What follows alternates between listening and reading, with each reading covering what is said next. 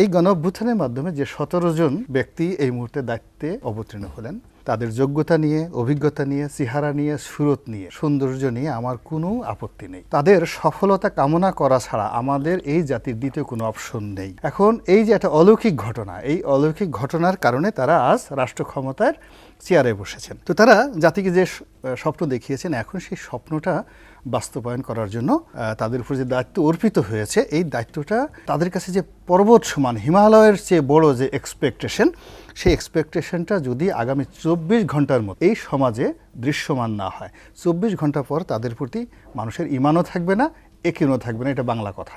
আশায় বুক বাঁধে মানুষ, কিন্তু আশার ভেতরে যদি কোনো হতাশা ঢুকে, তখন মানুষ কিন্তু দিকবিদিক হয়ে যায়।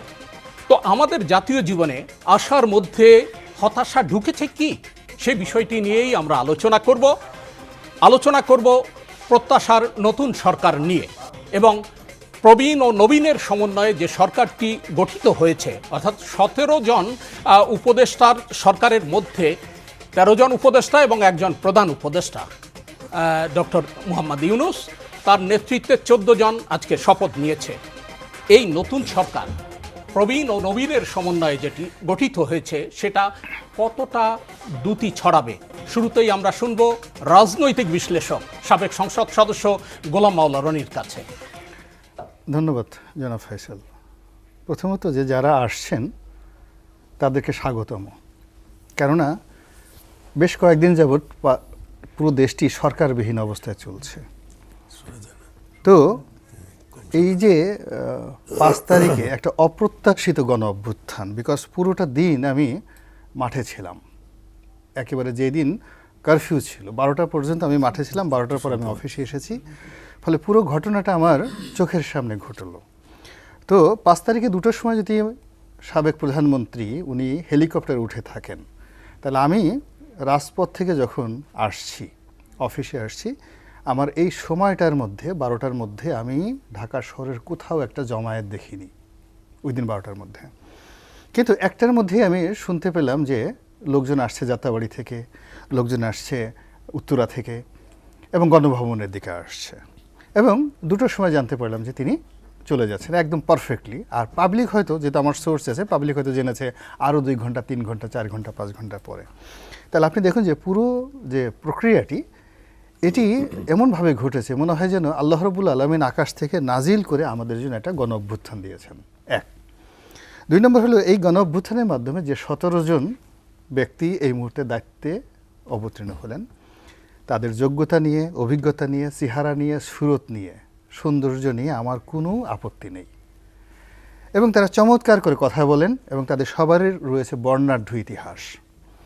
তাদের সফলতা কামনা করা ছাড়া আমাদের এই জাতির দ্বিতীয় কোনো অপশন নেই। এর কারণ হলো এই 17 জন লোক যদি ফেল করেন, ব্যর্থ হন, তাহলে আমরা যারা টেলিভিশনে এসে মুখ ঝুলিয়ে, গাল ঝুলিয়ে জাতিকে বিভিন্ন নসিহত দেই, আমাদের প্রত্যেকটা লোকের কপালে নিদারুণ অপমান আছে অনাগত দিনে, যে আমাদের দেশে হবে সেই ছেলে কবে কথায় না বড় হয়ে কাজে বড় হবে। এখন এরা সারা জীবন জাতিকে আশার বাণী শুনিয়েছেন, চমৎকার চমৎকার কথা বলেছেন, স্বপ্ন দেখিয়েছেন। এখন এই যে একটা অলৌকিক ঘটনা, এই অলৌকিক ঘটনার কারণে তারা আজ রাষ্ট্র ক্ষমতার চেয়ারে বসেছেন। চেয়ারে বসার পর ডক্টর আসিফ নজরুল, রেজওয়ানা চৌধুরী, মানে রেজওয়ানা, সারা, যারা যারা বসছেন, এরা সবাই আমার খুব ঘনিষ্ঠজন, কাছের, ইনক্লুডিং ডক্টর ইউনূস সাহেব সহ।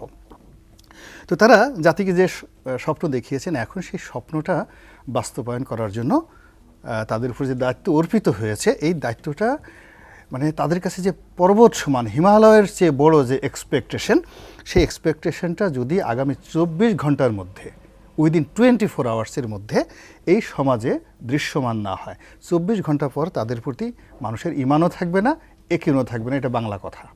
24 ঘন্টা পর তাদের ব্যাপারে কারো কোনো আকর্ষণ থাকবে না। এখন এই 24 ঘন্টার সমস্যা কি? পুলিশ এখন পর্যন্ত স্টেশন যায়নি, আমাদের ছেলেমেয়েরা তারা রাস্তা পরিষ্কার করছে, রাস্তায় ট্রাফিক দিচ্ছে। বাংলাদেশ ব্যাংকের সার্কুলারের কারণে আজকের যে সার্কুলার 1 লাখ টাকার উপরে, 1 লাখ টাকাও কোনো ব্যাংক থেকে তুলতে পারেনি। এবং আমার চোখের সামনে এক সরকারি কর্মকর্তা তার বেতন তুলতে গেছেন, 1 লাখ টাকার একটা চেক তাকে ডিজিএম সাহেবকে টেলিফোন করে, রূপালী ব্যাংকের রমনা কর্পোরেট ব্রাঞ্চের প্রথমে এজিএম সাহেবকে টেলিফোন করেছেন আমার সামনে, হয়নি, তারপর ডিজিএম সাহেবকে টেলিফোন করেছেন এবং ব্যক্তিগত রিলেশন থাকার কারণে সে একজন জয়েন্ট সেক্রেটারি পর্যায়ের কর্মকর্তা, খুব রেপুটেড, তার টেলিফোন করার পর ডিজিএম সাহেব তাকে 1 লক্ষ টাকা দিয়েছে এবং সেই 1 লক্ষ টাকা পাওয়ার পর সে মনে হলো স্বর্ণের ডিম পেয়েছে। এই জিনিস 24 ঘন্টার বেশি চলবে না।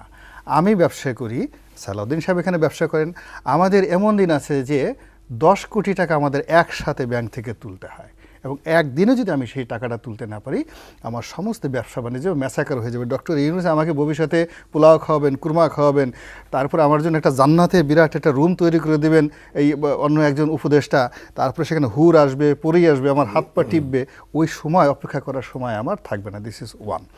সেকেন্ড থিং হলো, এই মুহূর্তে আমি যে ভয়াবহ বিপদ এই 17 জনের মধ্যে দেখতে পাচ্ছি, এদের কেউই প্রো পিউপিল নয়, মানে তাদের সঙ্গে জনগণের সাথে মাস পিউপিলের সাথে যে পলিটিক্যাল কানেক্টিভিটি এদের কারোরই নেই, অ্যাটাচমেন্টও কম, কোনো নেই। They do not have any political connectivity. তারা অনেক ভালো জ্ঞানী, গুণী, সমস্ত কিছু। 2 নম্বর হলো যে রাজনীতির 90% প্রবলেম সলভ হয় হলো জনগণের সাথে কথাবার্তা এবং তাদের সাথে আলাপ আলোচনার মাধ্যমে। এই কারোর মধ্যে এই পলিটিক্যাল মানে যাকে বলে কানেক্টিভিটি নেই, এটা তাদের একটা বড় সমস্যা। তারা যদি মোবাইল ফোন খোলা না রাখে, দরজা বন্ধ রাখে, এই 24 ঘন্টা পরে তারা আর বেরোতে পারবে না। দরজা খোলা রাখতে হবে, মোবাইল ফোন ওকে করা লাগবে, আর কোনো রকম মানে ঘুরিয়ে পেঁচিয়ে কথা বলা যাবে না, মানে সুন্দরভাবে কথা বলতে হবে। সেকেন্ড ঠিক হলো তারা ওখানে মানে কি বলবো, ওখানে যে কাজের জন্য গেছেন ইটস অ্যাডমিনিস্ট্রেটিভ ওয়ার্ক, প্রশাসনিক দপ্তর। একজন লোক এই যে যারা বসছেন, সেই 30 বছর চাকরি করার পর তিনি একজন সচিব হবেন, তিনি একজন মেজর জেনারেল হবেন, তিনি একজন আইজি হবেন, তো তিনি তাকে স্যালুট দিবেন, স্যার বলবেন, তার সামনে ফাইল নিয়ে দাঁড়িয়ে থাকবেন। তো ওই জিনিসটা হজম করার জন্য শারীরিক মানসিক প্রস্তুতি দরকার। আমার বিশ্বাস তাদের সেই প্রস্তুতিটা এখন পর্যন্ত আজকে এই অনুষ্ঠান তাদের দেখে তাদের প্র্যাকটিস করতে হবে। আমি জাস্ট একটা সাধারণ কথা বলি, একজন প্রতিমন্ত্রী যখন প্রতিমন্ত্রী হয়ে গেল, স্বরাষ্ট্র প্রতিমন্ত্রী শামসুল হক টুকু, তো আমার কাছে গেল, যার পরে আমাকে বলতেছে যে রনি আমি তো মন্ত্রী হয়ে আসছি পার্লামেন্টে, ইন ফ্রন্ট অফ 20-30 জন লোক, আমি সাক্ষী দিয়ে বলতে পারবো সবার সামনে এই ঘটনা। তো বলছে আপনি মন্ত্রী হয়েছেন নাকি? আমি বললাম আপনি মন্ত্রী হয়েছেন নাকি, আপনাকে স্যালুট দেয়, পুলিশের আইজি স্যালুট দেয়? তা আমি বললাম যে, সে বলে যে হ্যাঁ দেয়। না রে ভাই, আমার পছন্দ হয় না। তো বলছে রনি তুমি কিন্তু আমার বলছে তোমার কাছে আমি টাকার জন্য গেছিলাম, আমার কিন্তু 5,000 টাকা দেওয়া নাই। তা আমি দূর মিয়া, আপনি নমিনেশন পাবেন আমি জানতাম নাকি? যদি জানতাম তাহলে তো আপনার আমি 50,000 টাকা দিয়ে দিতেন তখন। শামসুল হক টুকু তো বলছে ভাই তুমি হাসা কথা কই চাও, এই কথা সবাই আমারে বলে। তো এখন তারপরে আমি বললাম যে আপনাকে কি স্যালুট ঠেলুট দেয় নাকি? মানে দেয় না, মানে আমি বললাম না দেয় না, আপনাকে স্যালুট দিতে পারে না, আপনি দেখান তো কীভাবে স্যালুট দেয়। তো সে পার্লামেন্টে দাঁড়িয়ে দাঁড়িয়ে সে আমাকে দেখাচ্ছে, অভিনয় করে যে এইভাবে তাকে আইজি সাহেব স্যালুট দিছে। ভালো কথা। আমি নজরুল ইসলাম বাবু ডাকলাম, এই বাবু এদিকে আসো, এই ইকবালুর রহিম এদিকে আসো, এই মোরাজ্জং এদিকে আসো, দাঁড়াও দেখো টুকু সাহেবরে নাকি আইজি সাহেব স্যালুট দেয়, দেখো তো স্যালুটটা হয়েছে নাকি, আবার দেখান। এবং সে অভিনয় করে আবার দেখালো।